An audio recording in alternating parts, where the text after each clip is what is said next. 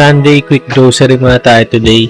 Ako nga pala si Renz, isang software engineer na work from home. Samahan niyo kami sa araw na to.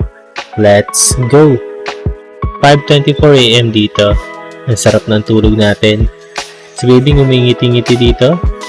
Ayan, sarap din ang tulog niya. Magising na pala siya. And ito yung view sa balcony.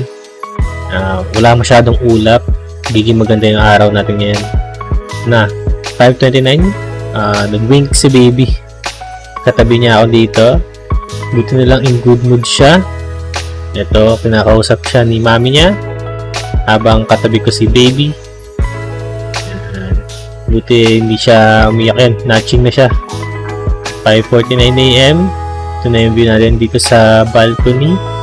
Malapit nang lumabas yung araw. Ito na, 5:54. Yan na, sumisilip na yung sunrise natin. Pwede na magpa-araw. Nagising na tayo dito ng 5:57 AM. Lumabas na kami dito ni baby sa balcony. Papa-araw na kami. Nakatingin lang siya sa akin. Ito yung view natin. Ang ganda ng sunrise. Wala kasi masyadong ulap kaya tirik na tirik. Ito yung perfect na sunrise. Hindi masyadong mainit. Kinakausap ko siya dito. Ngumingiti-ngiti siya. Ganda ng mood niya nahawakan ko lang siya dito. Ngumingiti din siya ulit. Si wife. Kasama namin. Video selfie lang kami dito. Ngiti lang. Naman, ako na yung humawak ng camera para mas malayo yung footage. Ngiti lang ulit. Nalalaro siya ni mami niya. Tinatapik-tapik. Nilagyan ako dito ni wife ng beep para pag tumulo yung laway ko, hindi kumalat. Selfie ulit kami dito. Pinupunasan ako ni wife. Yung laway ko kasi na kumakalat na. So, tinatapik-tapik yung tiyan ni baby. Nilalaro-laro. Pinapangiti. Ito, inubos na lang namin yung oras kasi 30 minutes yung magpaparaw namin. Inulan tayo ng barley, ginawan tayo ni wife. Inumin lang natin with no hands. Ubusin agad natin. Diba? Eto na, tapos na magpaaraw si baby. Hawak ni mami niya.